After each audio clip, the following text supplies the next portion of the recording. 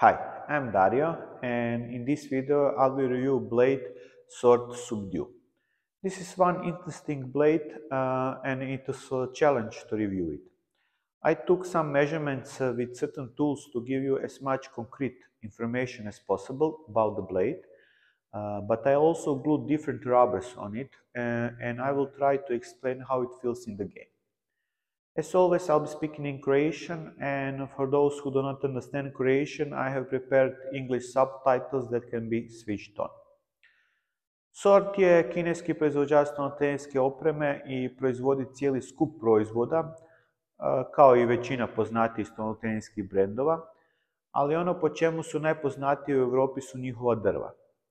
Imaju velik broj različitih modela drva i većina nije preskupa, a dobre su kvalitete. Kao što možete vidjeti u ovom unboxing isječku, dolazi u lijepo dizajniranoj kutiji koja će dobro poslužiti za zaštitu kod transporta, ali i kasnije kod kupaca za pohranu. Drvo je dodatno zamotano u foliju, što je još jedan poseban touch, jer s ovom su se spriječili neželjeni utjecaji okoline prilikom skladištenja i transporta, kao što je recimo vlaga. Kvaliteta izrade je dobra, ne vrhunska, ali je u rangu puno skupljih drva. Kad sam već spomenuo cijenu, ovo drvo je plaćeno 46 eura, tako da mislim da je za ono što nudi ovo vrhunska cijena. Do sad sam recenzirao samo napadačka drva, pa evo prvi puta i defenzivnog drva. Nisam ulazio u recenzije defenzivnih drva jer ih ne koristim, ali evo odlučio sam isprobati ovo drvo.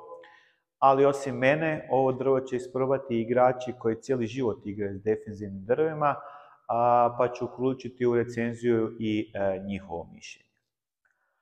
Ovo drvo ima jako zanimljiv sastav jer radi se o drvu koje nema identične furnire s obje strane. Sastoji se od 9 slojeva drva, nema karbona. U sredini se nalazi kiri, pa onda sa svake strane breza, pa ponovno kiri i nakon njega dolaze dva različita sloja sa svake strane. Tako na jednoj strani koja bi trebala biti nešto brzo dolazi topola i koto, a na drugoj sporijoj strani ejus i limba. Na ovu stranu gdje je tvrđi nešto brži koto će igrači najčešće staviti običnu napadačku gumu, dok će na mekaniju i sporiju limbu staviti travu. Naravno, ovo ne mora biti tako, sve ovisi o preferencijama igrača. Ja ću za početak staviti na obje strane brze napadačke gume, i to upravo one gume koje inače koristim kako bih mogao stvarno osjetiti razliku u drvu. Tako ću na bržu koto stranu prvo staviti DHS Hurricane 3, a na mekšu limbu Victas V22 Double Extra. Nakon toga ću skinuti svoje gume i staviti onako kako je zapravo proizvođač namijenio, odnosno stavit ću travu na limbu. No prije nego krenemo na igru, evo još malo brojki koje sam dobio mjerenjem. Dimenzije glave su 157 x 150 mm, dok je debljina 6,38 mm. Drška je 102 mm duga. –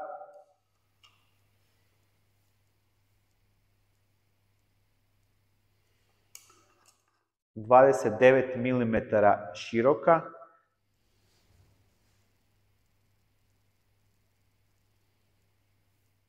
i debljine je 22 mm.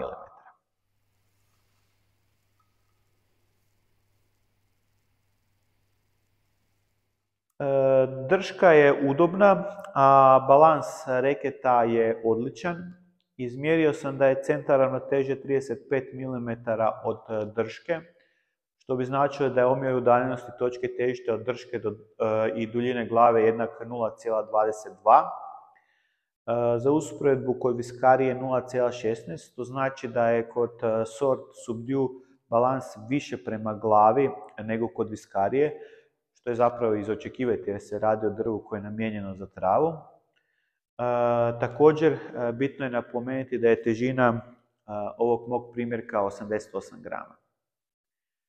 Testom frekvencije sam izmjerio da je ona 1313 Hz na strani gdje se nalazi koto i 1270 Hz na strani gdje je limba, što drvo stavlja u kategoriju all plus ili off minus, a upravo tako bi ga ja opisao nakon što sam ga isprobao.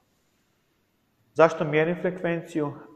Krući materijali će vibrirati na višoj frekvenciji, a krutost je najčešće povezana s brzinom drva.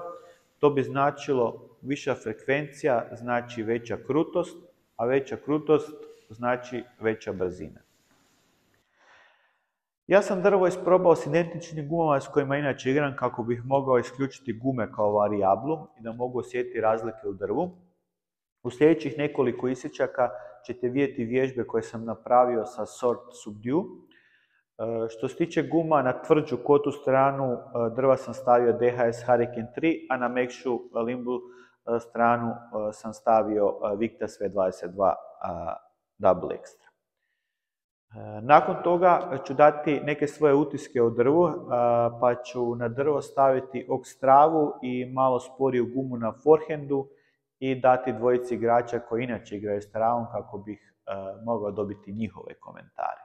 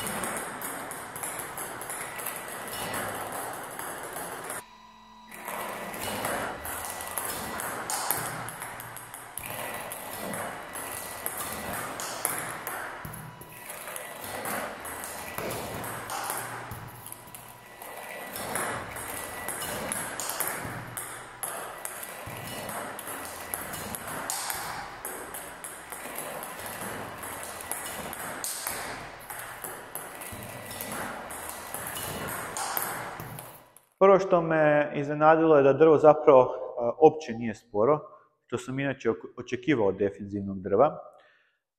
Kontrola mi je očekivano odlična. U igri na stolu bih uz malo prilagodbe mogao čak i ja igrati s njim, a naviknut sam na brza drva, ali u igri dalje od stola mi nedostaje brzine na koju sam naviknut. Što se tiče različitih vrsta drva od kojeg su završni furniri s jedne i druge strane, ne osjeti se tolika razlika u brzini između forehand i backhand strane. Jedno što sam osjetio minimalnu razliku u krutosti. Ipak sam naviknut na koto i to osjeti malu razliku odnosno na limbu. Tako da bih ja čak ovu stranu gdje je koto svrstao u kategoriju off minus, odnosno rekao bih da je na donjoj granici off minus ili na vrhu all plus kategorije. Ovoj moje kategorizaciji doprinosi i činjenica da je kut izbačaja loptice jako nizak i linearan. U sljedećim mjesecima ćete moći vidjeti kako ja igram protiv igrača koji koriste ovo drvo, ali sa malo drugačijim gumama. Tako se sad na backhand strani nalazi Oxtrava, Victas Curl P3 Alpha V, a na forehand strani Friendship Battle 3.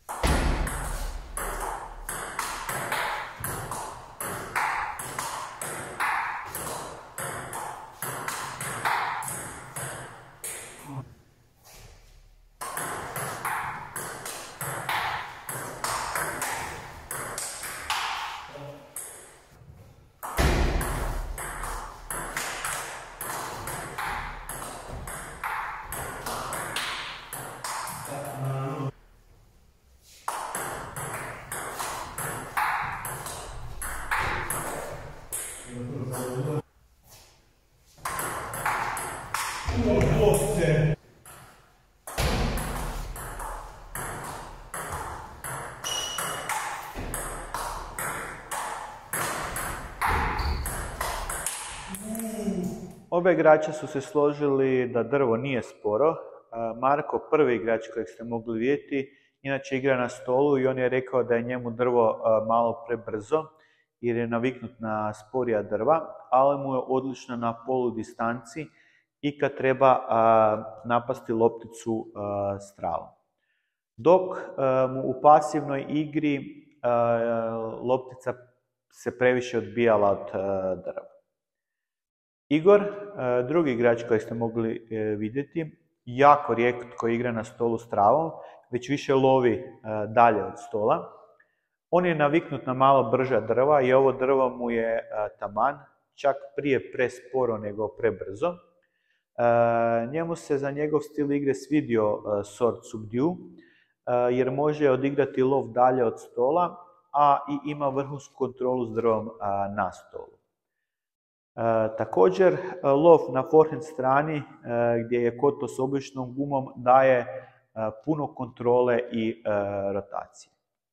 Kako sam ja često igrao protiv obojice ovih igrača i znam kakve loptice mogu očekivati od njih i za što su sposobni, mogu reći da je na forehand strani drvo odlično za brze kontranapade s običnom backside gumom, dok na backhandu uz travu loptice mogu biti jako nezgodne za protivnika jer dosta brzo dođu na protivničku stranu u ne prevelikom luku i često nisam imao dovoljno vremena za kvalitetnu pripremu sljedećeg udarca. Ne bih ga preporučio onima koji su naviknuti na ekstra spora defenzivna drva, jer iako se drvo reklamira da je za igru na stolu, nije baš jednostavno s njim igrati pasivno na stolu.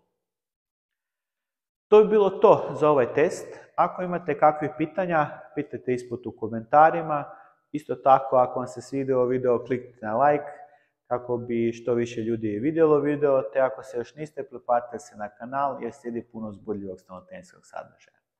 Do sljedećeg puta, uživajte u pinganju!